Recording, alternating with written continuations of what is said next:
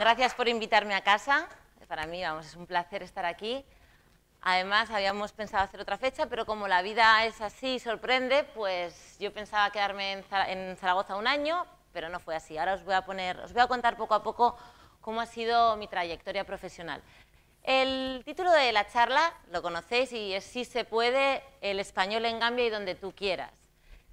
Lo que os quiero transmitir hoy es que los sueños no están ahí simplemente para decir tengo un sueño, sino para hacer algo para conseguirlos. Y que a veces, muchas veces, para cumplir un objetivo tenéis que superar muchos obstáculos. Pero cada obstáculo te acerca al objetivo. Pues creo que lo más duro que he hecho en mi vida profesional y personal ha sido mi experiencia en Gambia, de la que os hablaré cuando lleguemos a Gambia. Porque todo esto empezó...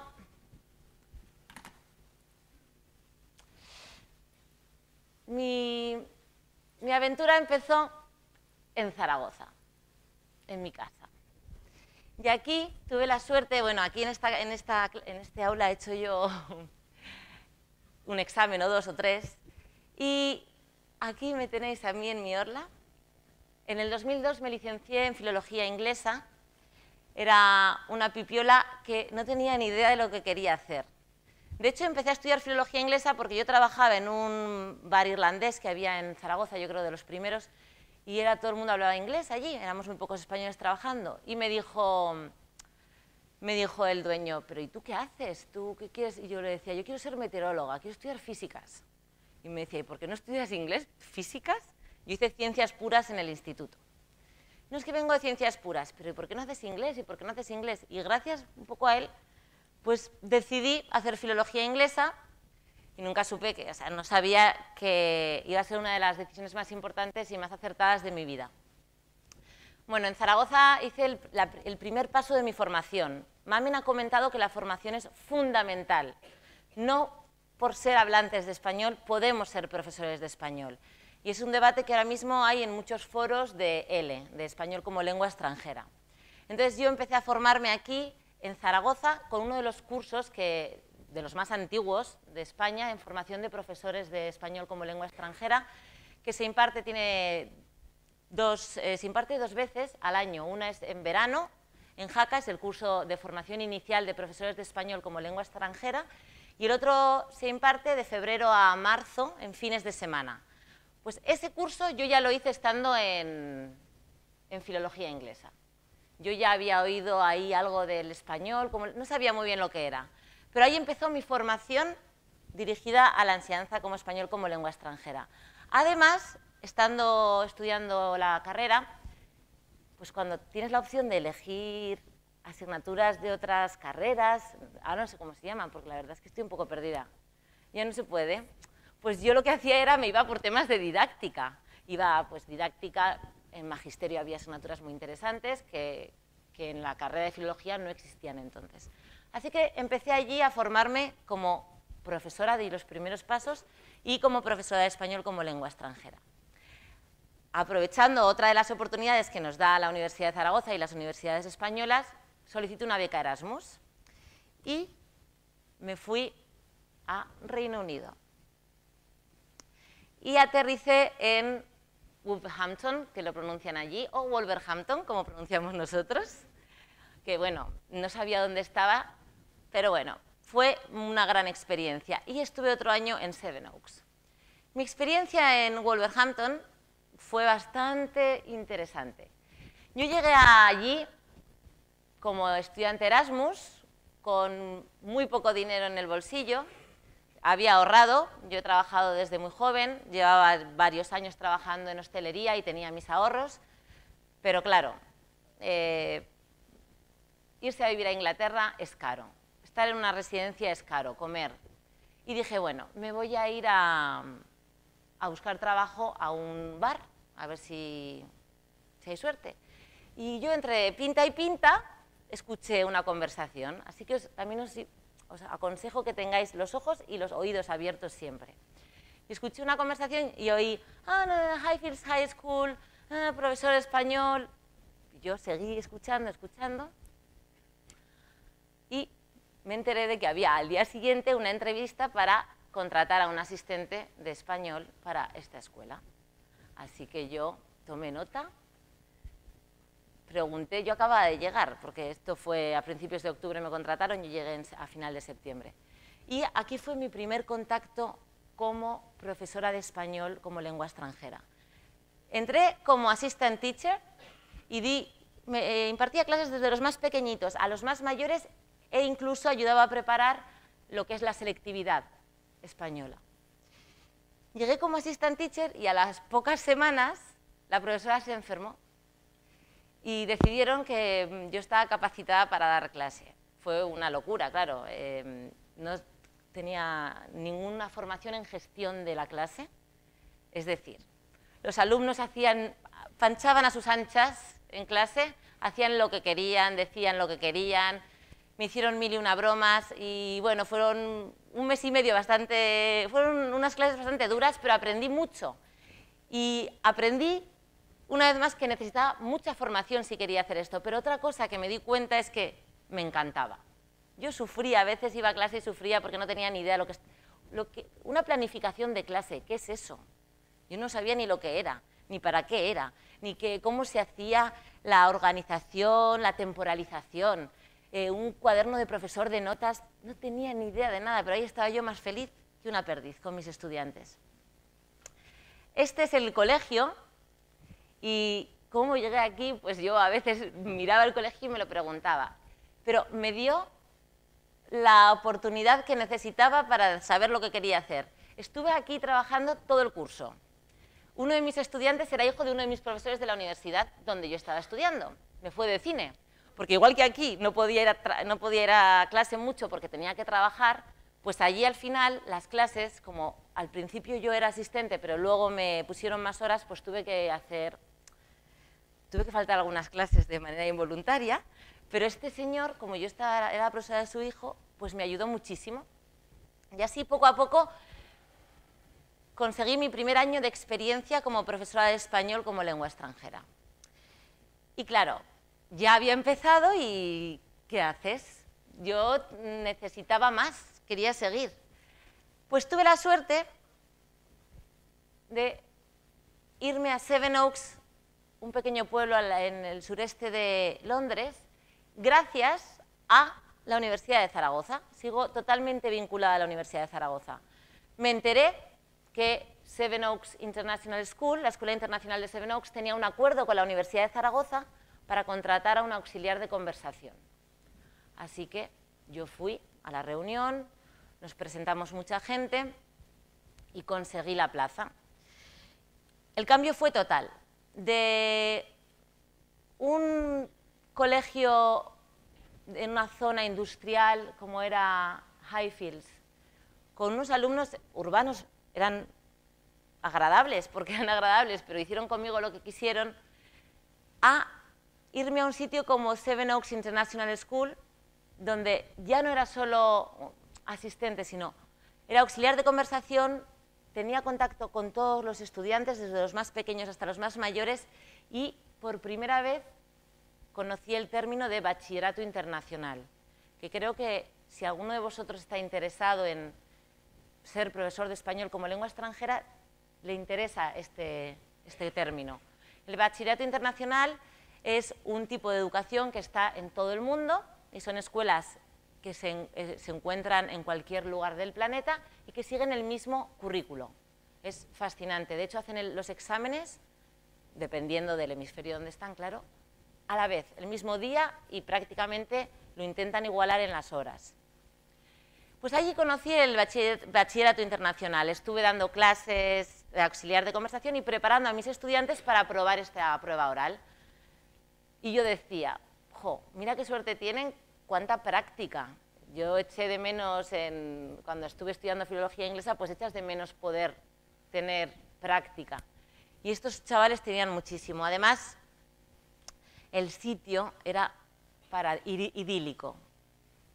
Estas eran las instalaciones. ¿Os acordáis el edificio anterior, esa mole de cemento que no apetecía nada? Pues esto era donde estuve después, Sevenoaks. Un lugar maravilloso, con unas instalaciones increíbles. y de película. Esta es la foto de todos los estudiantes de... Yo estoy ahí, que ahora veréis la foto entera. Todo, no la pude hacer, entonces he tenido que hacerla a trocitos. Todos los estudiantes y los profesores. Un cambio total. Todos con uniforme, con chaqueta, corbata. Y dije, madre mía, esto es maravilloso. En la otra escuela me lo pasé bien, pero anda que en esta que ya había smartboards, había proyectores, teníamos para hacer grabaciones a los estudiantes. Era fantástico. Y dije, yo me quiero quedar más. Hablé con ellos y me dijeron, no se puede, tiene que ser un año. Y yo, ¿pero cómo que un año? Pero no puede ser un año solo. Solo un año. De hecho, yo me puse tan pesada que creo que al año siguiente la plaza de auxiliar de conversación en Sevenoaks se hizo de 2 años para la persona de Zaragoza que fue. Y porque, bueno, yo sigo en contacto con ellos. Y estuvo 2 años, después de mí estuvieron 2 años. Bueno, como me dijeron que no podía ser, a mí, que me digan que no puede ser, pues no es una cosa que me frene mucho.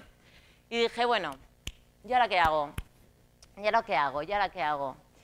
Pues, a ver, el mundo es muy grande, me voy a ir al otro lado del charco, ¿no?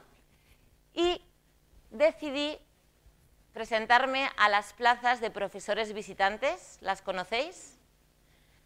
He visto una cabeza que dice que sí. Yo os voy diciendo información que os puede ayudar a encontrar trabajo en el futuro. Profesores visitantes es un programa del Ministerio de Educación y Ciencia español. La convocatoria se acaba de cerrar y que ayudan a profesores españoles a irse a Estados Unidos a trabajar en escuelas públicas. Pues yo solicité la plaza en mi casa, en Nueva York, porque yo siempre he dicho que yo iba a vivir en Nueva York, y conseguí la plaza. Todo el mundo me decía, no la pidas, eres muy joven, no tienes las cualificaciones, solo llevas 2 años, además son 2 años de auxiliar, no has sido profesora. Yo decía, a ver, yo he sido profesora de verdad, yo he estado en un aula, yo he tenido mis estudiantes, aprendí gestión del aula. En Sevenoaks tuve que ir a formaciones. Y una cosa que os recomiendo, cualquier trabajo que hagáis de docencia, cuando terminéis, una carta con las horas que habéis trabajado y vuestras labores que habéis desempeñado.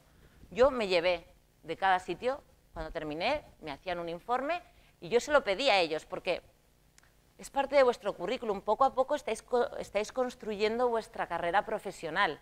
Y no por ser auxiliar de conversación no cuenta. Claro que cuenta. Es la base, son los cimientos. O sea, de repente no eres profesora de universidad.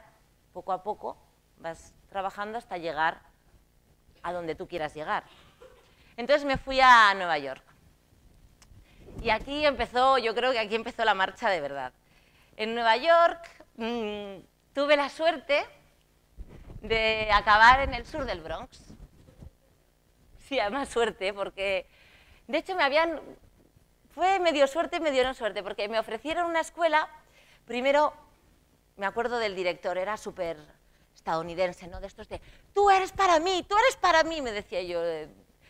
A ver, cuénteme usted. Y entonces me dijo que su escuela era especial, que solo iba a tener 10 alumnos. Y que eran chicos un poco especiales, pero que me iba a encantar. Y le dije, ¿cómo se llama la escuela? Y me dijo cómo se llamaba la escuela y me dijo dónde estaba en Brooklyn. Y me decía, firma ya, por favor, firma ya. Yo era muy joven y firmé. Sí, yo quería encontrar trabajo, porque con el programa de profesores visitantes tú llegas a Nueva York, te llevan a una feria de trabajo y te tienes que entrevistar con un montón de personas. Firmé el contrato, llegué a casa, busqué y era un centro penitenciario de adolescentes. Y dije, madre mía, mi familia yo creo que ni se lo dije, hubo muchas cosas que no les dije cuando estaba allí. Y, claro, llamé al agregado de educación. Gustavo, que he firmado en un penitenciario. Dios mío, ¿qué voy a hacer? Pero has firmado ya. Sí, ¿lo tienes tú? Sí, quémalo, me decía, quémalo. Pero ¿cómo lo voy a quemar? Dice, no, ya hablaremos y lo organizaremos. Entonces, al final, con el apoyo de otra cosa también, cuando estéis fuera, buscar el apoyo del gobierno español, están ahí para ayudarnos. Yo he pasado momentos muy malos y no me han ayudado, como os contaré en Gambia, pero otras veces me han ayudado. Entonces, por lo menos intentarlo antes de tirar la toalla. Me ayudaron a sacarme del pequeño berenjenal que me había metido y seguí con las entrevistas. Tuvimos 2 semanas de entrevistas, de hecho coincidió con el blackout, el que hubo, aquel apagón inmenso. Yo me acuerdo que estábamos en la feria de trabajo, que tuvimos que caminar todo el puente de Brooklyn para volver a casa. Y al final firmé con esta escuela, con Samuel Gompers Vocational and Technical High School. Y la verdad, no sé qué fue, pero me encantó la entrevista, me encantó lo que me contaban. Yo sabía que estaba en el Bronx, la gente me dijo, el Bronx, eso es las películas, no les hagas ni caso, que el Bronx tiene zonas buenísimas. Esta no. Esta no. Entonces yo llegué os voy a enseñar al edificio en un momento, llegué a un centro y a trabajar de profesora de español como lengua extranjera. El centro era, lo vais a ver en un segundo, eso sí que parecía una cárcel. Llegué allí, el 97% de mis estudiantes eran afroamericanos, el 3% eran latinos, afroamericanos, hispanos, estaban todos mezclados en realidad, porque para mí que todos hablaban español, luego no hablaban español. Así que conseguí crear un curso que fue Español como Lengua Heredada, que me encargué yo del diseño de todo el curso, y acabé encargada del Centro de Resolución de Conflictos. Ahora entenderéis por qué. Este es el colegio. Nosotros, los alumnos entraban por esta puerta, y yo entraba por aquí. Para entrar, cuando yo llegaba había una fila, no encontré ninguna foto, me dio mucha pena porque era impresionante. El primer día que yo fui aquí, fui a un curso, tuvimos una semana de formación, muy buenas, las mejores formaciones que he recibido para ser profesora en lo que es el aula, ha sido en Estados Unidos. Gestión de los problemas de la clase, planificación de una unidad didáctica, cómo hacer las transiciones. Y bueno, estuve una semana con unas formaciones, me lo pasé súper bien. Llego el primer día de colegio, salgo del metro, que es que no hay nada, no había nada alrededor. Salgo del metro y veo al fondo una masa negra. Pero yo decía, ¿pero qué puede ser eso? Pero gigante, era como, y se extendía y claro, llego ya a mi puerta y veo a todos mis alumnos, que es que nosotros decimos afroamericanos, o sea, en España se dice mucho afroamericanos, pero por ahí se dice negro y no pasa nada, o sea, eran todos negracos, de 2x2, con abrigos 20.000 tallas más grandes, unos gorros que daban miedo. Yo digo, ¿por qué no entrarán? Si es que es casi la hora. Entonces me meto yo por mi puerta y de repente me topo con un arco de metales, un arco de detector de metales, ¿sabéis lo del aeropuerto que te quitas la bolsa y pasa? También ese, y manos arriba, abre las piernas, cacheo. 3 controles, todos los días. Como no iba a haber cita, o como no iba a haber fila. A mí me tocaba dar clase a las 8 de la mañana. ¿Creéis que en la primera clase de 8 a 8:50 tenía algún alumno? No, o se iba ahí a las 6:30 a coger sitio o nada. Yo estaba sola en la primera clase, decía, tengo que inventarme algo, y me inventé algo. Les propuse, me acuerdo perfectamente, hice una actividad de calentamiento, les daba crucigramas, y si hacían todos los crucigramas del trimestre, les daba 10 puntos extra en la nota final. 10. No 1, no. Si sacaban un 50, 60. Si sacaban un 70, 80. Bueno, sobornaban en la fila para colarse, porque querían llegar a mi clase para conseguir los 10 puntos esos que eran prácticamente solo por llegar a clase a tiempo. Y bueno, aquí descubrí que había tenido mucha suerte en la escuela anterior y que la escuela anterior tenía niños que no les faltaba absolutamente nada. Entonces, el proceso de enseñanza y aprendizaje era bastante smooth, ¿no?, que decimos en inglés, muy suave, sí, era muy sencillo, era un baile. Aquí era una lucha, o sea, era, ¿por qué me enseñas? ¿Por qué tengo que aprender? O sea, era como, era agotador. Y tenían razón, o sea, tenían razón. Esta es mi compañera, hicimos todo lo que habéis colgado por ahí, es un proyecto que hicimos. Yo cuando llegué allí, al poco tiempo, hubo una porra, al mes de estar yo allí, había una porra para ver cuánto duraba la españolita. O sea, no daban nada por mí. Y cuando hicimos este proyecto, que era el proyecto de los monstruos, todo lo que hay colgado son monstruos, me dijeron, pues esta española está totalmente empanada. Y Clary, que era mi compañera y amiga y con la que pasamos muchas aventuras, me dijo lo mismo. Bueno, pues conseguimos, teníamos unos 30 alumnos por clase y teníamos 5 grupos, o sea, casi 300 alumnos. Pues conseguimos casi 250 pósters de los monstruos. A lo que voy es, si decidís enseñar, que no sea por viajar, sino por vocación, si no vais a ser muy infelices. Yo aquí estuve 2 años que podían haber sido los peores años de mi vida y aquí aprendí todo lo que todavía utilizo cuando voy al aula, lo que es las herramientas que utilizo en clase. Mis alumnos, ahí veis al fondo el edificio. Este es un día que pues, he pensado que os lo tenía que contar porque cuando vayáis fuera, yo espero que alguno de vosotros pues, dentro de un tiempo me escriba y me diga, pues mira, estoy trabajando de profesor de español en Honolulu, que es uno de mis sitios pendientes, a ver si puedo ir a hacer una visita. Pues cuando lleguéis allí, romper los esquemas. Yo dije, me quiero llevar de excursión a los estudiantes. Y me dijeron, la españolita, ya verás tú, se lo van a comer en el metro. Y lo conseguí, me costó mucho, y me llevé a mis estudiantes al Metropolitan Museum de Nueva York. Que no, había algunos de ellos no habían pisado Manhattan. Vivían en el sur del Bronx, que eran 5 paradas, y estaban flipando en el metro, que era Manhattan, Nueva Manhattan, no sé qué, no sé cuántos. Pues llegamos al museo, están en las escaleras del Met, y mis alumnos me daban besos, es que era como, ay, miss, thank you so much.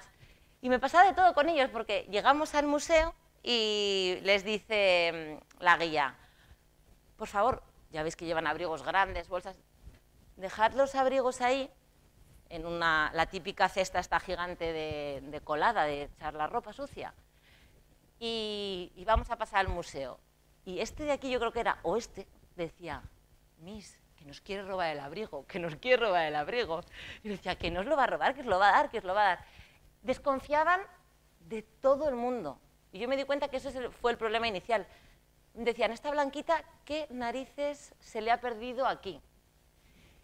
Y después de 2 años con ellos, pues gané su confianza y creamos unos vínculos muy importantes. Las cosas se complicaron, había muchas peleas en el centro, peleas entre bandas, tuvimos un lockdown, tuvimos que encerrarnos en la escuela porque había un arma en el edificio, como en las películas. Mi compañera Clary, entre las aulas había teléfonos, me llamó, oye, ¿es de verdad o es un simulacro? Y digo, pues no sé, te iba a preguntar yo a ti. Dice, pues yo creo que es de verdad. Y tenía ella al chaval con la pistola en su clase. Y fueron pasando cosas, hasta que uno de mis alumnos, no sé, uno de los alumnos que más me cuidaba, porque yo hubo una época, durante un par de meses me tuvieron que acompañar al metro con seguridad, porque tuve amenazas de una madre de una alumna, pues uno de los alumnos que me protegía mucho murió en una pelea entre bandas. Y de repente yo dije, ¿qué haces? O sea, estás intentando enseñar español en un contexto muy difícil y ahora una de las referencias, matan a uno de los alumnos, a Nico. Y yo me acuerdo que me quedé muy paralizada, pero dije, bueno, yo voy a seguir. Estaba en mi 2.º año, el programa de profesores visitantes es para 3 años.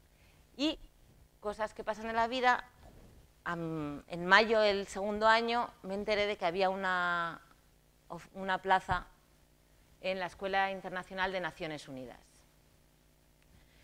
Me costó mucho decidirme, pero dije, yo creo que tengo que irme. Voy a acelerar un poquito.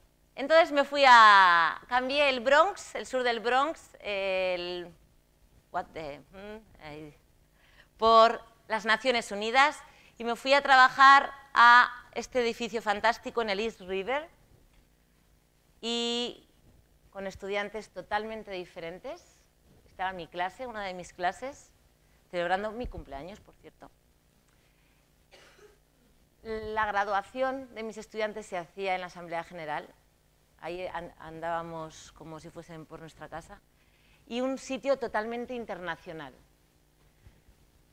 Todas estas experiencias pues, me ayudaron a ser flexible y a entender mejor el proceso de enseñanza y aprendizaje y a darme cuenta que lo más importante es el estudiante.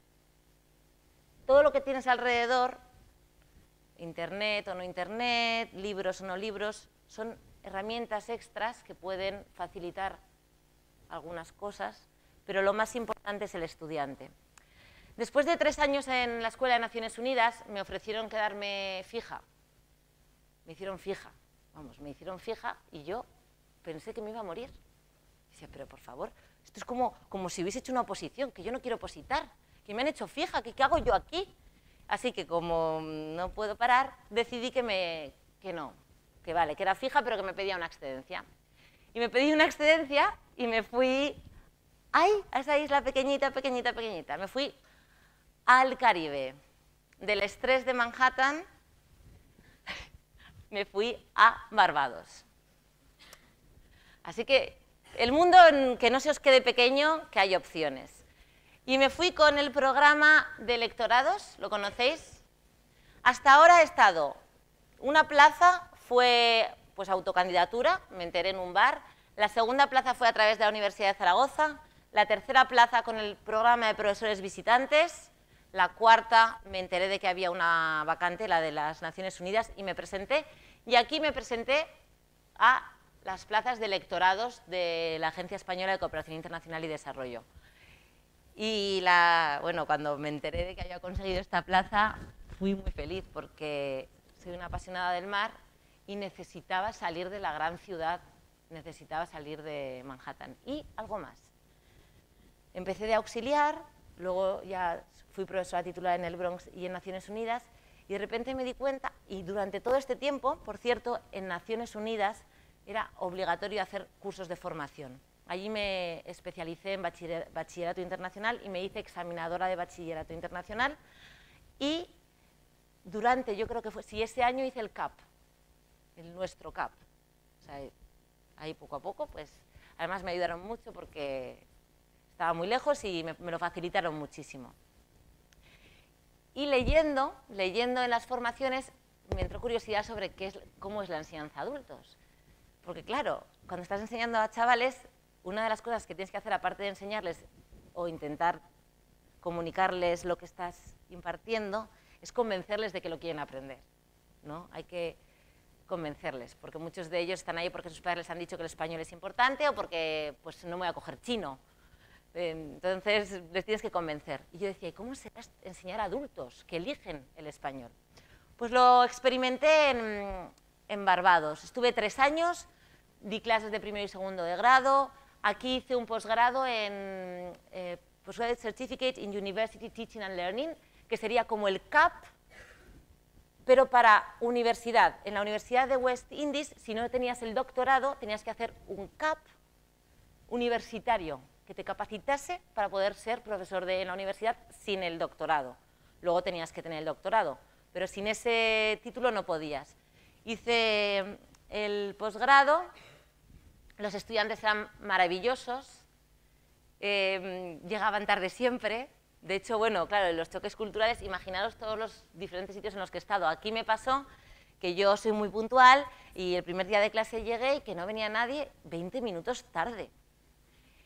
A las 12 era la clase, a las 12:20 empiezan a entrar. Y me entero que no, que las clases empiezan, pone que a las 12, pero no, empiezan a las 12:10. Digo, pero a las 12, no, la clase aunque ponga a las 12 es a las 12:10. Tú empiezas a dar la clase a las 12:10, vale. Pero ellos llegan a las 12:20. Entonces yo decía, pues si me quedo sin clase. Luego sí que se quedaban un rato, entonces por lo menos teníamos recursos, internet funcionaba de cine, proyectores, un lugar maravilloso. Aquí estoy en la graduación del certificado Postgraduate Certificate in University Teaching and Learning. Todos los que van de rojo son doctores. No veáis la envidia que me daban. Yo decía, yo quiero la toga roja. Y aquí es cuando me empecé a dar cuenta que oye, pues sí, pues esto del doctorado me interesa, pero todavía no podía hacerlo. Me he saltado el máster de resolución de conflictos. El máster de resolución de conflictos lo hice gracias a una beca de Naciones Unidas, porque empecé, cuando estaba en Samuel Gompers, en el Bronx, me asignaron, por ser la novata, a encargarme del Centro de Resolución de Conflictos, lo cual supuso que tuve que ir a un curso durante 6 meses, todos los sábados, de 9 de la mañana a 4 de la tarde, para aprender mediación escolar, que fue, claro, de primeras un horror, piensas, pero me encantó y decidí hacer el máster en resolución de conflictos, que lo hice con la beca de Naciones Unidas. Me lo pagaron íntegramente. Fue una de las cosas mejores que tuvo la Escuela de Naciones Unidas fue la formación. No, vamos, cualquier cosa que querías, si era para crecer profesionalmente, iba a aportar algo bueno a la escuela, te lo concedían. Después del posgrado, bueno, seguí formándome y después de 3 años en el Caribe, empecé a hacer danza africana, igual así, pues no sé qué me pasó. La beca, el lectorado dura 3 años, no puedes quedarte más tiempo.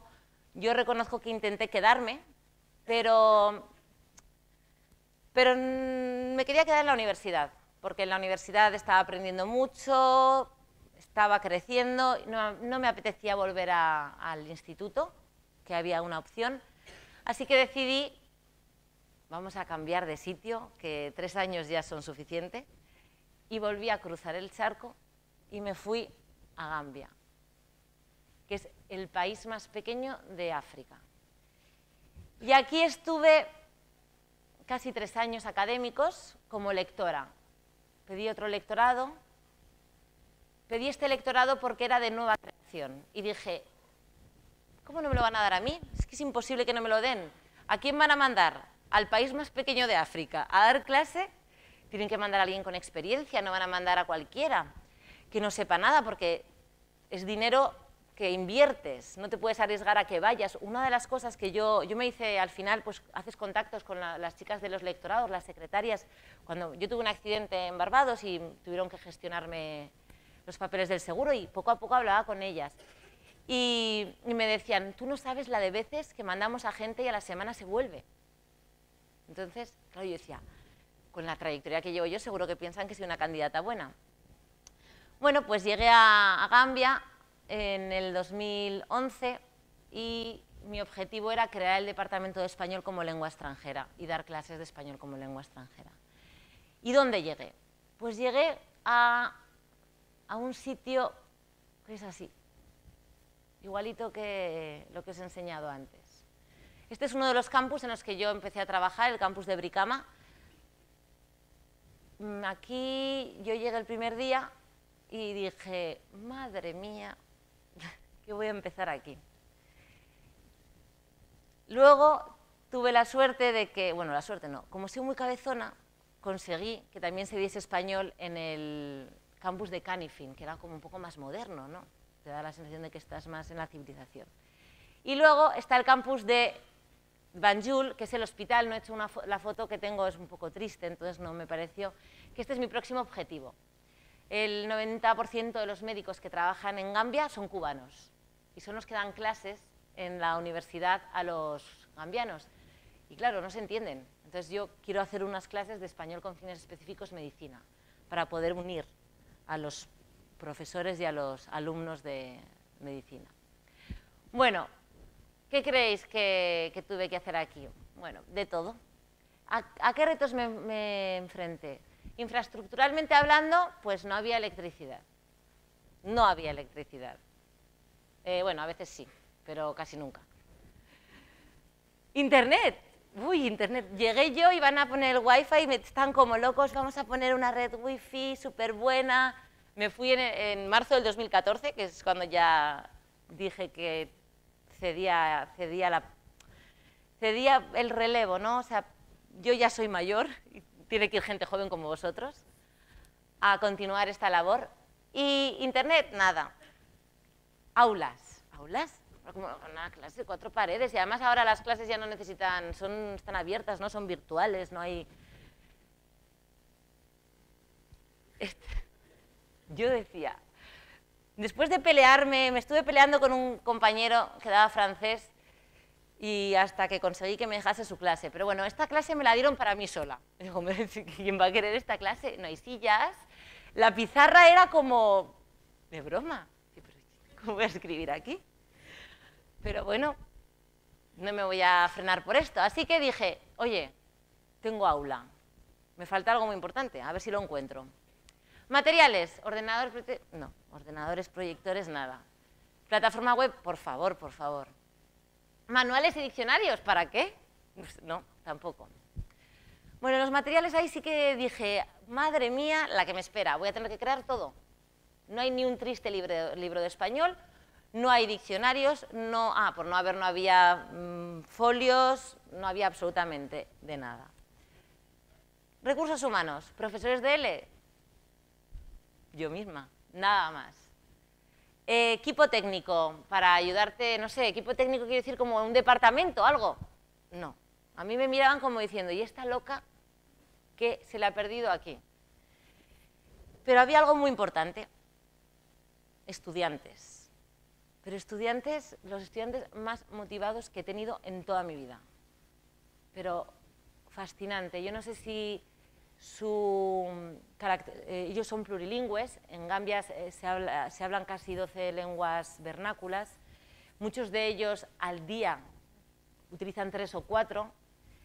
Yo no sé si era eso o qué era, pero tenían una capacidad de aprendizaje fascinante, que ni en los centros que estuve anteriormente, que tenían todas las facilidades para aprender, no, o sea, ellos eran muy rápidos. Lo que yo pienso es que la motivación del aprendiz, del aprendiente o del estudiante es fundamental en el proceso de aprendizaje. Y aquí me lo demostraron. Ellos querían aprender español como fuese. Bueno, los resultados. Yo llegué en septiembre del 2011 con mi lectorado y en abril del 2012 cancelan el lectorado. ¿Qué haces? ¿Te vas a casa? No, ¿verdad? Bueno, claro, a mí me decían los de la embajada, vete a casa, vete, además te pagan hasta agosto. Y dice, pero, por favor, qué poca vergüenza, ¿no? Y dije, yo no me voy porque soy de Zaragoza, soy maña y porque es que no me va a mover aquí nadie. A pesar de que mucha gente me dijo, ¿qué haces ahí? Y bueno, pues en el 2011 creé un curso de Español 1 y Español 2. Se impartieron 2 grupos del Español 1 y 1 de Español 2. Y al año siguiente se duplicó y siguió. Y este año, aunque yo esté aquí con vosotros, que en realidad yo ya no estoy en Gambia, ahora estoy en Tailandia, pues sigue el español allí y yo estoy tutorizando a la profesora, se llama Marta, yo le he dado todos mis materiales y en este semestre ha habido 2 grupos de Español 1 y 2 grupos de Español 2. Lo que quiere decir es que este año va a haber 4 y 4, va a haber 8. Va a ser el año con más estudiantes. El crecimiento es increíble. Para arriba, la demanda por aprender español en esta parte del mundo, en África subsahariana, es inmensa. De hecho, se acaba de publicar un volumen sobre el español en África subsahariana y los datos dicen que hay más de 1,5 millones de estudiantes en esta parte del planeta. Sin ayudas, sin lectorados, sin acuerdos internacionales. Lo curioso es, las ayudas internacionales que hay de Cuba y de Venezuela. Yo a ver si alguna de estas ayudas me cae a mí, porque yo estaría encantada de continuar. Y bueno, esta clase tan bonita al principio se fue llenando. 4 estudiantes, luego más estudiantes. Ah, me pusieron puerta, ya veréis que luego hay una foto antes que no había puerta. Tampoco sé muy bien para qué puse la puerta porque no se cerraba, solo estaba abierta. Y aquí tengo a los del nivel 2 haciendo un examen, aquí con diccionarios, que gracias a unas donaciones conseguí diccionarios para todos los estudiantes. Estaban súper contentos, era como lo mejor que les había pasado. Además eran sus diccionarios para ellos, cada uno tenía un diccionario. Y creció y creció, y había veces que no cabíamos en clase. Esta es la... ¿Veis? ¿No hay puerta? Esta es la misma de antes, pero sin puerta. Y esta es otra de las clases. Y bueno, ¿ahora qué? tengo lo mejor, lo más importante, que son los estudiantes, pero no tengo ni apoyo institucional ni apoyo económico, porque claro, te cancelan el lectorado y ya no es solo que te dejen abandonada institucionalmente, no tu gobierno te abandone, porque tú tienes el apoyo. Yo sabía que si me pasaba algo, porque ya me pasó en Barbados, yo sabía que el gobierno te ayuda, ¿no?, a hacer los trámites. ¿Qué haces? ¿No tienes dinero? ¿No tienes apoyo institucional? Bueno, pues ¿qué haces? Pues yo lo que hice es decir, bueno, con lo que tengo voy a seguir adelante. Creé una página web que se llama ldleire.com y en esta página puse el sílabo y la programación, así todos mis estudiantes podían acceder, porque curiosamente en África hay internet en los móviles. El Banco Mundial ha invertido muchísimo dinero en conseguir el mobile learning, el aprendizaje en móvil, y los móviles son bastante baratos y la conexión a internet también. Entonces muchos de mis estudiantes tenían internet en el móvil y dije, esto es maravilloso. Por lo menos que accedan a los materiales desde mi web y que tengan todo. Podían hacer y entregar los deberes a través de la web. Participar en un foro de discusión que creamos allí. Conocer otras webs para practicar. Y practicar con materiales audiovisuales. Ellos querían oír y escuchar español. Así que, poco a poco, pues la ayuda institucional seguía sin aparecer y el sueldo tampoco. Yo estaba en este momento totalmente desamparada. Me di cuenta que una de las claves para que el español, la semilla que yo había plantado, realmente diese sus frutos, era formar a profesores, porque yo no podía darle a todo el mundo, yo no podía desdoblarme por todo Gambia, aunque sea el país más pequeño de África, pero no era posible. Entonces, propuse en clase si alguno de los estudiantes quería ser profesor de español, si lo había pensado. Y entonces varios estudiantes se acercaron a mí y me dijeron, en mi escuela quieren meter español, pero no hay profesores. Y dije, bueno, pues tenéis que hacer tantos cursos conmigo y luego aparte venir a clase al siguiente año de todos los cursos, Español 1 y Español 2. Bueno, pude formar a 2 profesores. Este profesor, Seidina, es tan negro que no se le ve, es increíble, y los niños tampoco. Este profesor da 200 alumnos de español, ahora mismo.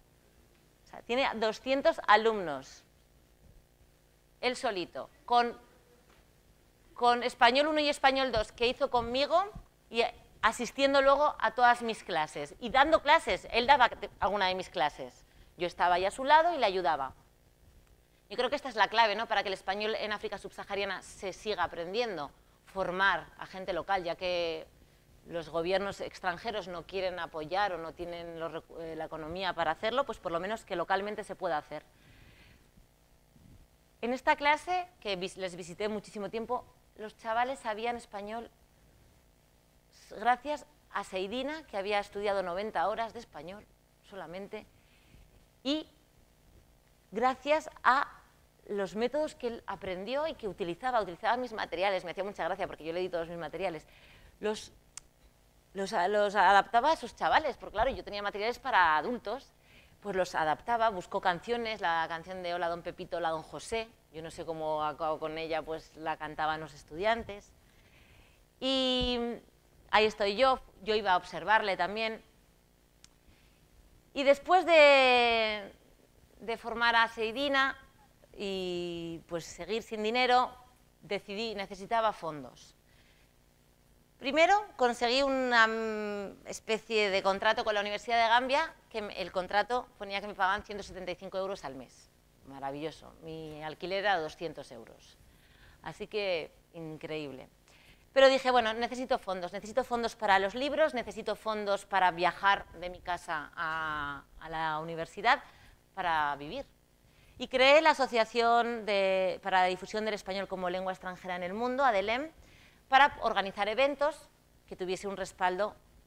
Y a partir de, bueno, ADELEM es muy joven, somos 4 personas, y el objetivo es eso, difundir el español por todos los rincones del mundo y por los más difíciles. Para recaudar fondos también organicé jornadas de formación para profesores, jornadas de motivación y de orientación. He hecho 2 jornadas en Zaragoza, había que pagar 30 o 35 euros y ese dinero iba para para Gambia. Exactamente ese dinero, junto con también hice crowdfunding. ¿Sabéis lo que es crowdfunding? Tenía 2 páginas web, una de goteo.org y otra de GoFundMe. Pues con todo este dinero, que tampoco fue mucho, conseguí crear unas prácticas. Ahora pongo igual a voluntariado porque ya se me ha acabado el dinero, entonces a la pobre becaria que tengo en terreno lo está haciendo prácticamente por nada. Y creé unas prácticas que consisten en ir a Gambia y continuar la labor que yo empecé. Hasta ahora hemos tenido a 3 voluntarias, la primera y la tercera han hecho una labor excelente, la segunda al mes decidió abandonar y se fue con la beca, que me dio mucha pena porque eran 500 euros y 500 euros en Gambia es mucho dinero. Pero sin embargo la primera excelente y la tercera, que está ahora en terreno, la beca ya ha volado, lleva 6 o 7 meses. El otro día me hicieron una donación de 100 euros y le Andrea, que me han hecho una donación de 100 euros, te la ingreso. Gracias, gracias, como una loca. La niña que está ahora en Gambia, la vais a ver aquí,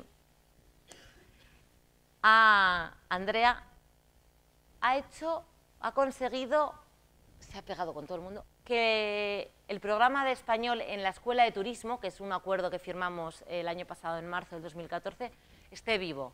Está dando clases a los estudiantes de turismo, que me parece súper importante. Gambia es una de las entradas más buenas a África. Si alguno de vosotros tiene curiosidad por ir a África, no es porque un proyecto esté ahí y necesite profesores de español, Gambia es una entrada muy buena, muy tranquila. Es un país pequeño, tranquilo, políticamente, bueno, no se mete mucho con vosotros, pero es tranquilo. Y esta chica ha conseguido, y tiene un turismo altísimo. Hay turismo sexual, pero también hay turismo mochilero, voluntariado, y hay mucho movimiento y hay mucha gente española que va allí. Además, muchos de los inmigrantes que han ido a España son de Gambia. La comunidad más grande de gambianos está en Gerona. Entonces, hay un gran interés por estudiar español. Y bueno, los estudiantes aquí, en clases con dinámicas, que Andrea se ha currado unas dinámicas increíbles, y el proyecto sigue gracias a estas chicas, a estos voluntarios que quieren hacerlo. Y además, lo bueno es que estos chavales pues son agradecidos. Y nunca en mi vida, lo que os he dicho, he visto a nadie con más ganas de aprender. Gracias por el apoyo. Por ayuda a la profesora Leire. Gracias por los libros. Besos a todos. Saludos desde Gambia. Gracias, profesora Leire. Gracias por libros. Besos a todos. Gracias. Me gusta mucho. Gracias, profesora. Gracias por los diccionarios. Gracias, profesora Leire. Besos a todos. Saludos desde Gambia. Gracias, profesora. Adiós. Adiós. Y lo decían de corazón. O sea, recibimos libros, recibimos diccionarios, tuvimos visitas de España que trajeron libros y dinero de alguna fundación que se enteraron de mi trabajo y ellos lo disfrutaron al máximo. Y bueno, pues cosas de la vida. En marzo del 2014 yo decidí que yo no podía continuar con la labor en Gambia en terreno, que iba a delegar en el voluntariado y en las prácticas, y la manera en la que he colaborado, sigo allí, la profesora de español en la Universidad de Gambia, Marta, ayudé yo en el proceso de selección, tiene todos los materiales que yo he creado, la tutorizo, le mando encuestas utilizando SurveyMonkey para ver qué tal van los estudiantes. Ahora me han llegado ya 25 hoy, estaba mirando y tienen 25 ya de este primer semestre. Y el español sigue allí. A mí me encantaría estar en Gambia, me encantaría. Lo que pasa que con sueldo, 1.500 euros, no quiero más. Pero no se puede estar. Yo creo que a mi edad, yo creo que vosotros sí, pero yo ya no. Y bueno, decidí volverme a Zaragoza.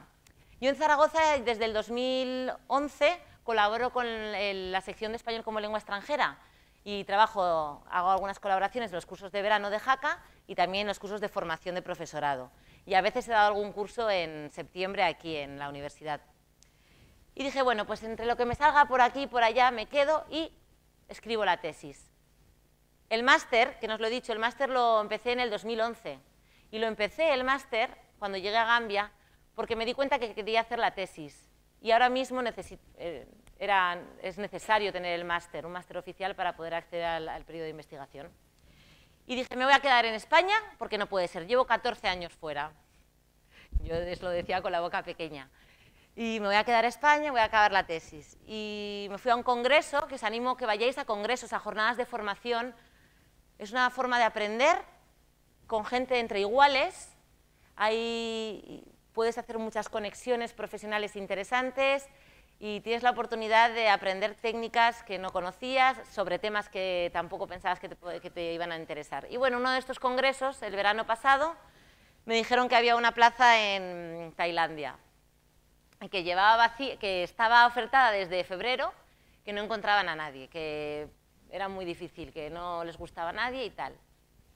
A mí es que los retos me gustan. Y dije, pues voy a pedirla, a ver qué pasa. No se lo dije a nadie de mi familia, no, a nadie. Y solicité la plaza, yo creo que fue en junio, y a finales del 26 de julio, 27 de julio, estaba en otro congreso y me llamaron me mandaron un email que querían hacer un Skype conmigo para entrevistarme. Así que me fui a Tailandia. Y nada, aquí estoy encantada. Estoy trabajando en una universidad, ahora llevo como 3 años en Barbados Universidad, 3 años en Gambia Universidad, más las colaboraciones con la Universidad de Zaragoza, pues llevo una época con adultos, los chavales me siguen gustando mucho. Me encanta la formación de profesorado y me gusta mucho ir a escuelas a observar, en Gambia lo hice, ir a observar a las escuelas, a ver el profesor cómo interactúa con los estudiantes, ver cómo aprender de otros profesores me parece fundamental en acción. Cuando están en acción se aprende mucho más. Y bueno, aquí en la Universidad de Mahidol, University International College, estoy trabajando dando clases de español como lengua extranjera.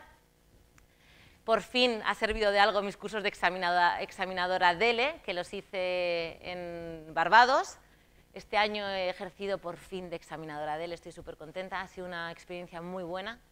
Muy interesante examinar. Además, es la primera vez que trabajo en Asia. Estuve de voluntaria en la India hace mucho tiempo, pero no trabajando como profesora de español. Y es muy diferente el alumnado asiático. El tipo de errores que pueden cometer son totalmente diferentes a los que yo estoy acostumbrada con estudiantes anglófonos. Y soy investigadora, por fin, ahora lo puedo decir. Estoy con mi tesis, estoy investigando, estoy en una universidad que me da tiempo para investigar. Tengo unos horarios bastante buenos y que me permiten crecer como profesora y como investigadora y como persona también. Y bueno, pues os voy a decir algunos links que creo que pueden ser importantes para vosotros. Si queréis buscar trabajo, todol.net, os dan trabajo, tenéis información sobre trabajo, becas y cursos. Formespa es una lista muy buena para el mundo L. Os recomiendo que estéis al tanto de lo que publican en Formespa. Red L es una revista con artículos muy buenos sobre el español como lengua extranjera. Y Educaspain es una web que mezcla un poquito todo y que también puede ayudaros a encontrar puestos de trabajo, becas y cursos. En caso de que queráis hacer el tema de estudiantes internacionales, bachillerato internacional, meteros en la página de www.cois.org. Tienen unas ferias de trabajo increíbles en enero y en mayo en Londres, que es prácticamente seguro que consigues trabajo, en cualquier parte del mundo, claro, eso ya no creo que aquí. Pero estas ferias de trabajo son muy efectivas. Si queréis saber más sobre el bachillerato internacional, que me parece una opción muy interesante y que si decidís viajar fuera lo necesitáis conocer, esta es la página web. Y luego otra página web que a mí me encanta es TES, que es una revista es inglesa, y aquí tenéis también una oferta grandísima de puestos de trabajo, tanto en Reino Unido como en todo el mundo, en caso de que estéis interesados. Esta presentación la vais a tener en mi página web, podéis acceder desde ya mismo. De hecho, si queréis, podéis ahora mismo meteros en la página web y ver la presentación. He puesto a continuación pues, mi formación, ¿no? Porque creo que es muy importante.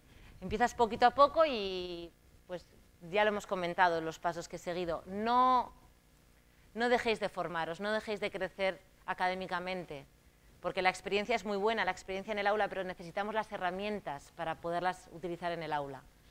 Y nada, y esto es todo. Aquí tenéis toda mi información, tenéis mi email, mi Facebook, Twitter, página web y el perfil de LinkedIn. Y cualquier duda que tengáis, pues me podéis escribir, contesto a los emails, a veces tardo un poco más, pero soy bastante activa en las redes sociales también.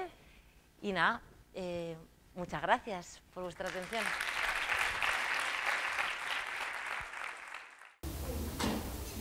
Bueno, pues nos hemos quedado reunidos y muchas gracias, Miguel, por la charla, por la experiencia, por la presentación y bueno, es vuestro turno. Si alguno se ha quedado con alguna pregunta en la punta de la lengua, pues muy bien.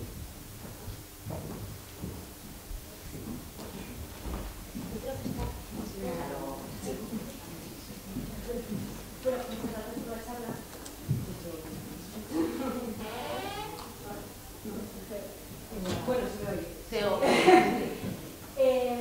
Yo quería saber si tienes una mujer que te mueves, que tratas con informarte, pero a lo largo de tu vida, ¿cómo te has ido preparar becas, los cursos, las plazas? Pues internet y un poco pues, oídos abiertos. Yo había oído lo de profesores visitantes, lo había oído yo creo que en la universidad oí algo de los profesores visitantes, pero me dijeron que era imposible porque no tenía el CAP, pero aún así lo pedí. Sobre todo por internet. Hasta cuando ya llegué a Estados Unidos empecé a utilizar mucho Formespa y todo. Y ahí te van saliendo las convocatorias de profesores visitantes, auxiliares de conversación, que se me ha olvidado comentaros, lo que ahora es perfecto para vosotros cuando terminéis. Mucho el boca a boca y luego también tenéis iniciativa, ¿no? Yo he escrito a universidades, he escrito a colegios y me he autopresentado y no me han salido las plazas. A mí me han salido muchas, pero otras muchas no me han salido. Entonces creo que tienes que encontrar un equilibrio, no tirar la toalla si te dicen que no, mantener los oídos abiertos, los ojos abiertos también. Los profesores saben mucho. Cuando estás en la universidad, yo reconozco que les tenía un poco de miedo. Yo en la universidad, y fue un error. Ahora que soy yo profe en la universidad, digo, yo intento intentar acercarme a ellos porque tenemos herramientas, ahora los profesores saben mucho. Entonces ellos tienen muchas respuestas. Fuera de ya el temario, ellos han ido poco a poco recorriendo un camino hasta llegar donde están. Entonces muchas veces tú preguntas a tu profesor, oye, ¿sabes de alguna beca para irme a Francia? Y te dice, pues mira, yo no, pero este profesor de francés, llámale o envíale un email que te ayudará. Y si no te contestan, los profesores o la persona que sea, porque a mí me llegan emails a veces que yo no puedo contestar todos, que los voy contestando, insiste o acércate en persona, a veces es mucho mejor en persona. Y te recomiendo que uses Formespa y todo L para enterarte de todo lo que hay. Y los grupos de Facebook, es verdad, los tengo ahora ya abandonados. Facebook, además, los grupos de Facebook, una pasada. A mí es que a veces son tantos, ¿verdad? Pero hay grupos de profesores de L, varios grupos muy buenos. Si te metes en L de Leire, en el Facebook, yo te puedo mandar un privado con los links de los grupos de Facebook. Nada.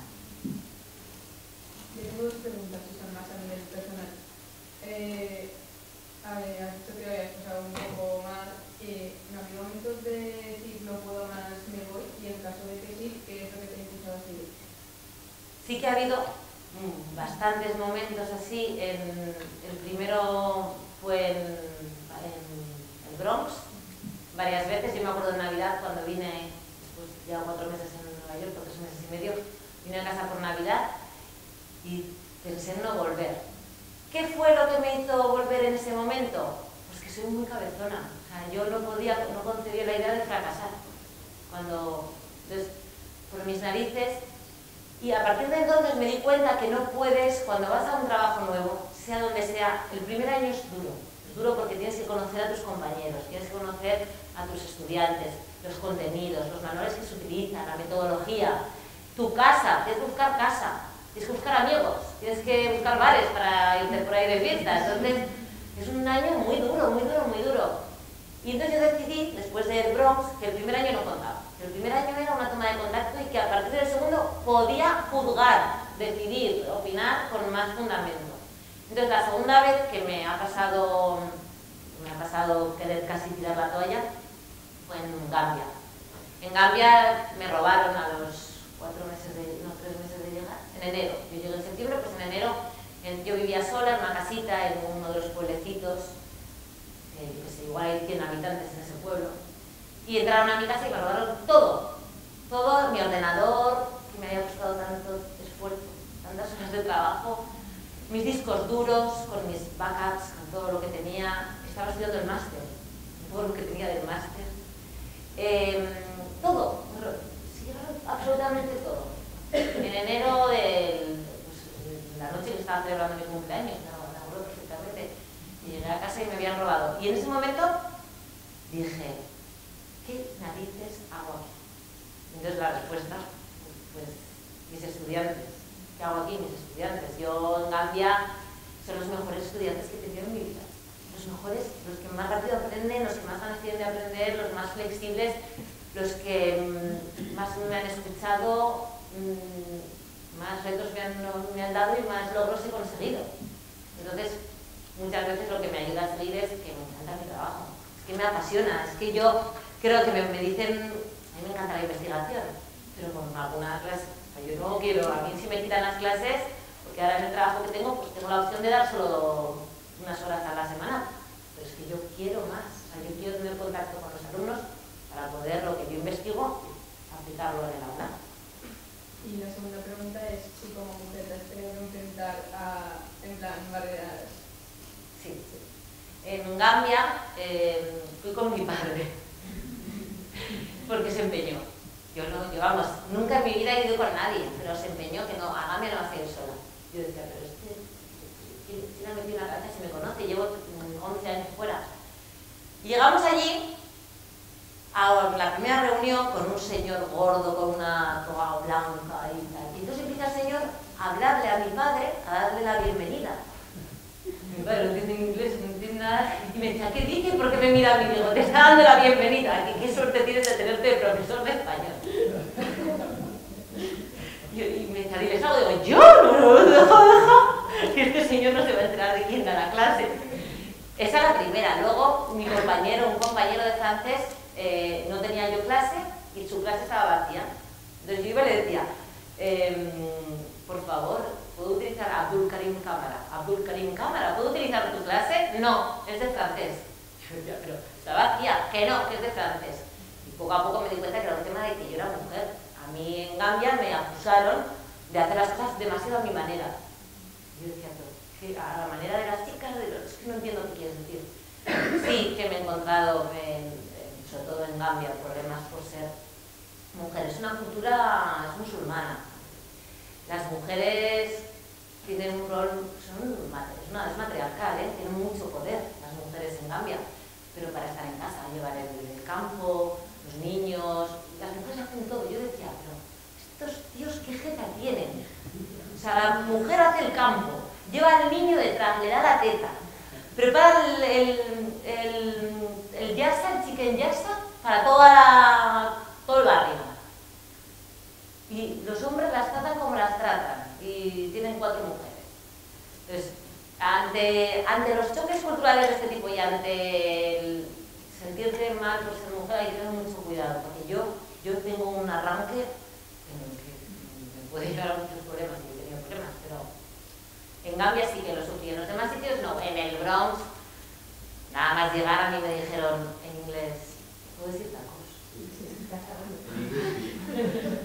You fucking white bitch, what the fuck are you doing here? Tal cual, el primer día de clase. Y yo, que no entendía nada, le dije, excuse me, can you repeat, please? Y se levantó y me soltó tal lo mismo. Y dije, pero era más por blanca que por mujer. O sea, entonces, en el Bronx no, el único sitio que he tenido problemas por ser mujer ha sido en Gambia. En Caribe tampoco, el Caribe es maravilloso ser mujer. Yo que los piropos no me gustaba, uy, en el Caribe me echaban piropos todo el rato.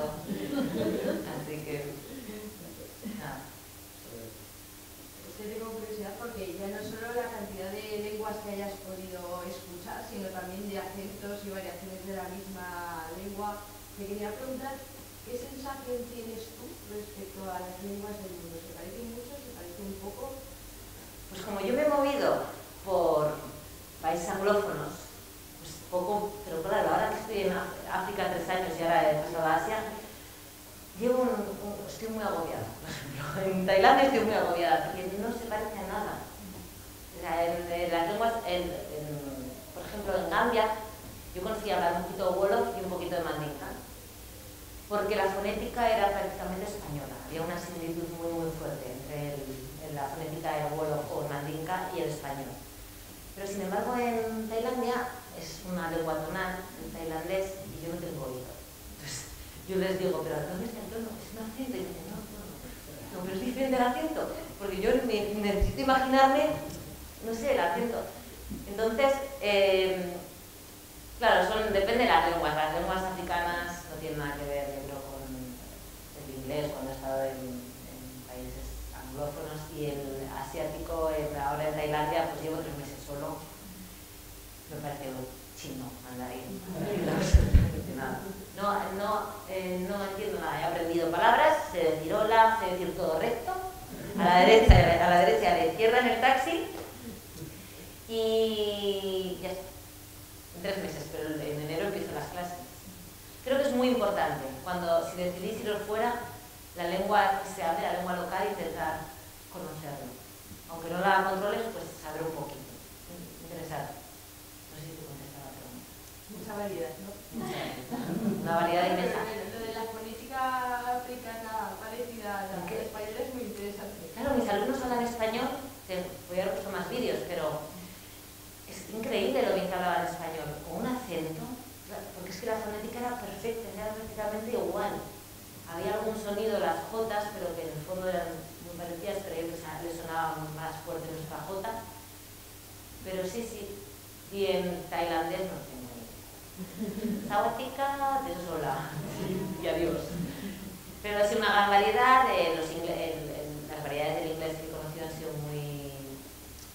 En Barbados hablan un broken English, muy curioso. Al principio te choca mucho, que lo aprendes. El inglés británico de Seven Oaks no tiene nada que ver con el de Wolverhampton, por ejemplo, el de Wolverhampton, Birmingham, que el otro se dice Oit, y dices, pero estoy en Alemania, estoy en Reino Unido. Entonces, he estado expuesta a una variedad muy grande, y es una de las cosas más buenas que tienen los idiomas, ¿no? Las lenguas, esa riqueza de crecimiento y de tener sus características por zonas y por las clases sociales. Muy buena. No lo he pensado, lo pensaré más en el futuro, cuando las variedades. Claro, esto está metida con las clases, y yo creo que hay cosas que ya no las quiero usar. Lo tendré en cuenta. Pregunta en relación también con las lenguas y con la formación. Una vez que hay que saber español, pero el inglés es tan básico como parece, porque parece que si no sabes inglés, tú dices que has estado, has perdido, ¿no? Absolutamente. Pues no estoy de acuerdo. Por ejemplo, ahora en Tailandia... ¿Y en la feria de trabajo? Eso es diferente, pero en las ferias de trabajo, la de Londres, que es muy buena esa feria, les recomiendo que muchas veces te entrevistan en español. Y si quieren que hables inglés, te lo ponen en el puesto de trabajo, si es necesario, es un requisito. Pero por ejemplo ahora en Tailandia, en Naciones Unidas, uno de mis compañeros no habla inglés. Y yo decía, por favor, pero este señor que hace aquí dando clase. Él decía que no lo necesitaba. A mí me choca más que vivas en Nueva York y no hables inglés, que seas profesor de español y no hables inglés, ¿no? Pero yo creo que el inglés es una lengua muy importante, que te sirve, es una lengua franca y que te sirve para moverte por el mundo.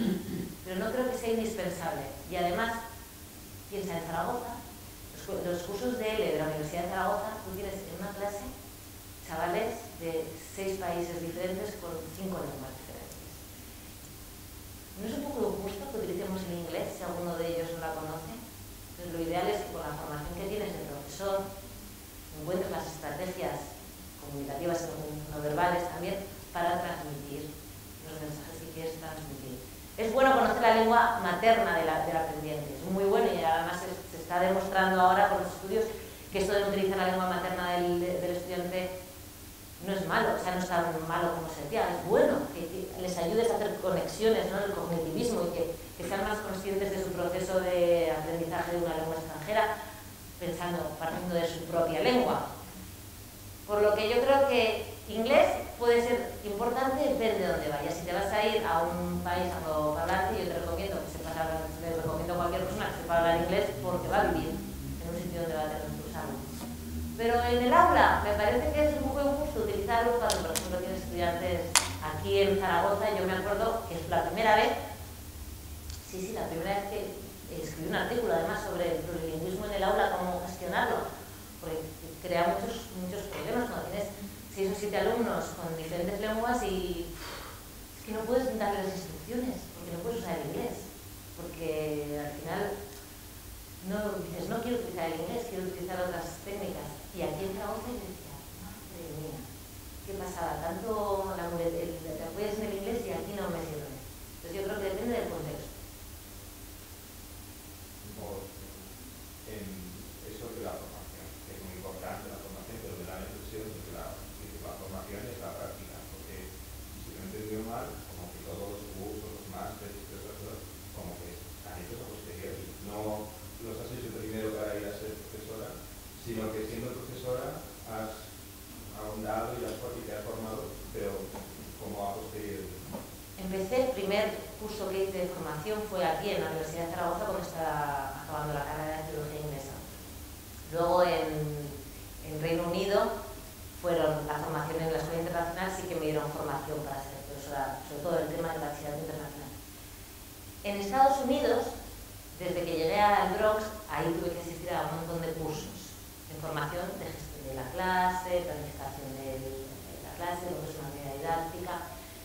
Creo que va de la mano. O sea, no te sirve de nada ir a cursos de formación y no estar en el aula, y es muy malo estar en el aula sin renovar. Entonces yo creo que, claro, depende de cada persona, ocurre en un momento. Yo reconozco que me hubiese gustado formarme de otra manera, pero económicamente no podía. Entonces he ido tirando de los recursos que tenía. Y cuando no se tiene el dinero para hacer cursos, tienes compañeros en el departamento. Tienes unos compañeros que han venido a mis clases, que han sentado, me han observado, que han hecho observaciones desde minuto 1, 2, 0. La profesora les da la espalda a los alumnos. Y he aprendido pues, con eso sin ir a cursos. Pero yo sigo yendo. Yo ahora, vengo de un congreso en Bangkok, que hice una comunicación, pero asistí a 6 ponencias para aprender.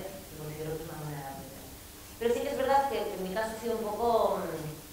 Yo creo que he ido, pues a la vez, pues creciendo como profesional, a la vez que aprendía, y poco a poco.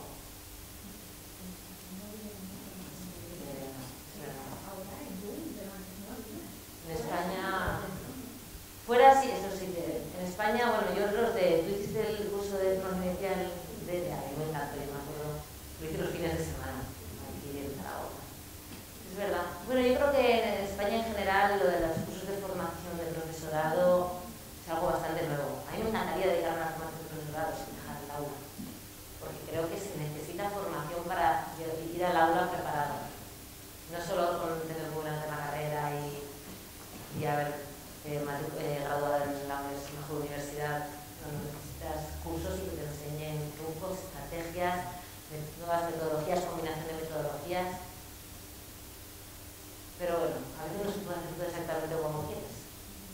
Pero es importante, no hay que abandonar la formación, hay que hacerlo. Aunque sea tarde, más vale tarde que nunca. Empezaste con adolescentes y seguiste con adultos. Supongo que el cambio tiene que ver pues, con los personales, todas las anécdotas que has contado del plan. Pero, ¿qué es más enriquecedor realmente? ¿Qué también tiene que ver con conforme vas creciendo, prefieres enseñar a gente más de tu edad? No sé, es más pregunta que siempre me he hecho, que si los profesores prefieren adolescentes, adultos. Yo, enriquecedores por igual. O son muy diferentes. Yo reconozco que ahora mismo disfruto más con adultos, porque no tengo que convencerles, simplemente esa pequeña cosa. Igual es más, puede ser más, no, es que no se puede decir cuál es más enriquecedor. Con los chavales es como más emocionante, no es más sorpresas. Vas al aula y dices, a ver qué me depara el destino, por dónde me van a salir. En el Bronx yo decía, a ver quién se va a pegar hoy, qué broma me van a hacer. Sí, es más emocionante, puede ser. Con adultos la emoción es diferente, es como, pues no sé, como las relaciones de pareja, ¿no? Cuando eres joven que tienes esas relaciones locas y luego ya eres mayor y tienes bastante y mucho mejor piensas, ¿no? Depende del momento de tu vida. Yo reconozco que ahora con jóvenes me gustaría, pero a rato. Es que ahora, claro, yo con jóvenes 7 años, pero es lo mejor, es donde más aprendí en el Bronx, en lo que es aula, y formación en Naciones Unidas. En Naciones Unidas me dieron una formación increíble. Y la motivación es muy importante, saber motivar a tus estudiantes es fundamental, sean adolescentes o sean adultos. Porque los adultos pueden querer aprender lo que tú vas a intentar enseñar, pero si tú no les motivas no aprende nadie. Entonces, es vocacional. Yo cuando empecé nunca pensé que trabajaría con adultos. Nunca. Yo siempre pensé que iba a estar con niños, porque me encanta. Me apasiona cada vez. Cuando probé la enseñanza de adultos, me encantó. Y ahora, por ejemplo, estoy como loca con la formación. Quiero formar a profesores. Entonces, es como que, no sé, es el camino que yo he decidido tomar. Pero si tienes la oportunidad, prueba todo para ver qué es lo que te gusta, con qué te sientes cómoda, porque cada uno somos diferentes.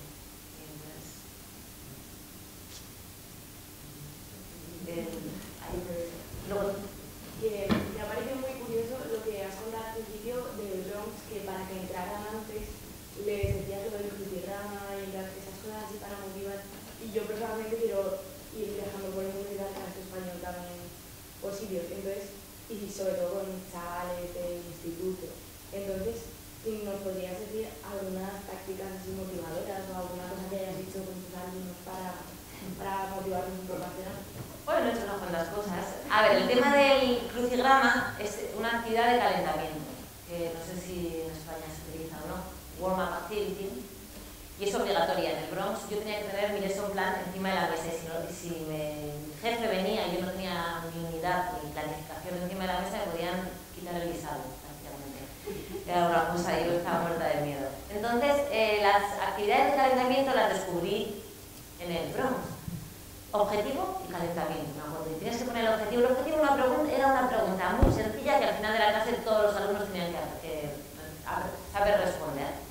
Entonces parece una tontería, pero tú si al final de la clase haces esa pregunta, si has hecho tu trabajo decentemente, pues van a contestarla, que saber la respuesta, ellos ya ahí se motivan. Yo me acuerdo que decía, esto del objetivo me parece un poco una pregunta, ¿qué pregunta más sosa? Pues al final preguntabas y todos te respondían con las manos ahí porque para demostrar que sabían, ¿no? Y eso les motivaba mucho. El calentamiento es una actividad que yo soy jugadora de baloncesto y siempre lo he dicho, tienes que calentar para hacer un deporte.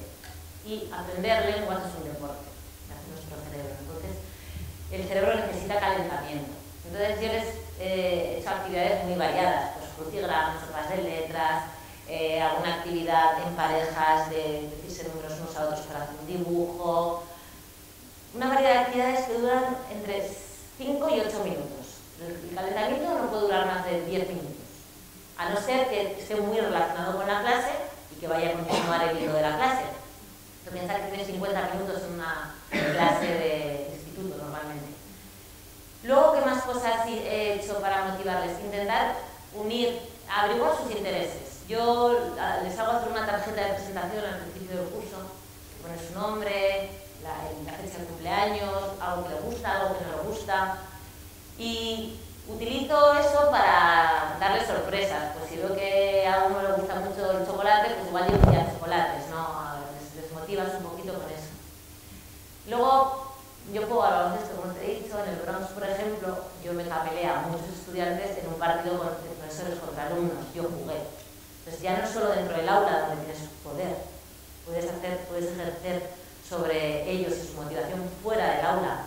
Ser activa con el resto de la comunidad escolar es muy importante también. Y una cosa que yo creo que es muy importante para motivarles es transiciones a las actividades. No estés, cuando vayas a preparar una clase, haz actividades cortitas y que haya transiciones, que cambies. Y cuando te digo cambio, cambio de sitio. O sea, tú dices, venga, 1, 2, 3, 4, 5, 1, 2, 3, 4, 5.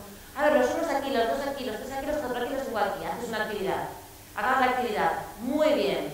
Lo habéis hecho de cine. Bueno, ahora vamos a cambiar. Ahora quiero 5 grupos con los 5 números. El 1, 2, 3, 4, 5, 1, 2, 3, 4, 5, 1, 2, 3, 4. Venga, tenéis un minuto para poneros que se muevan.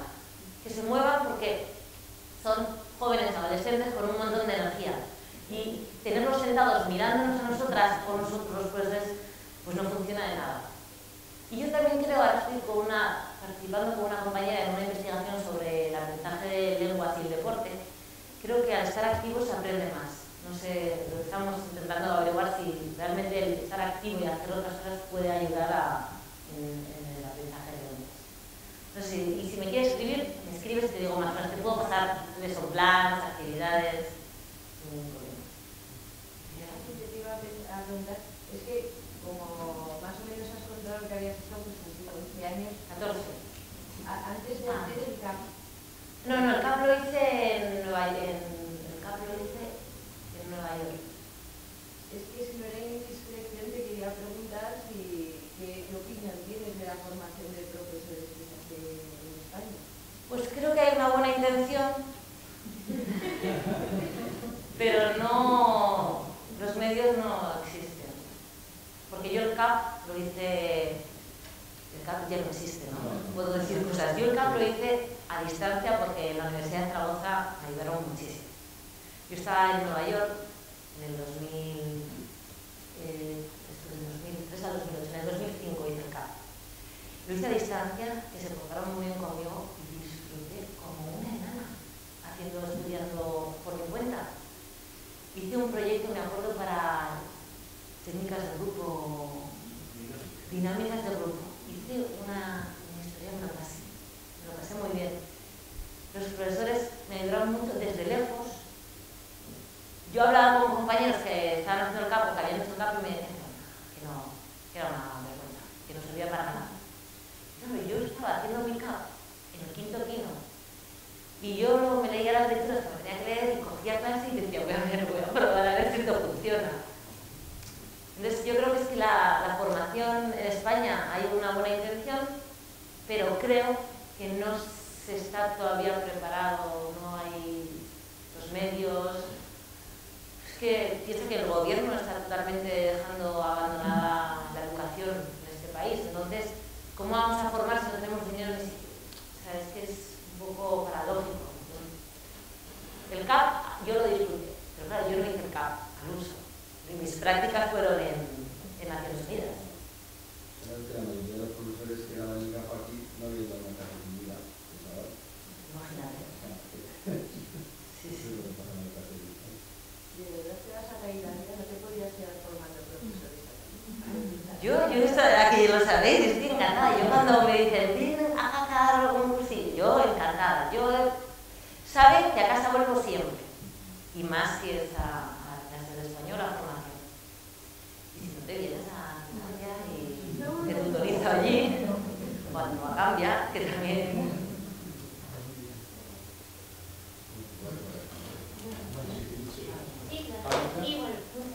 De nada.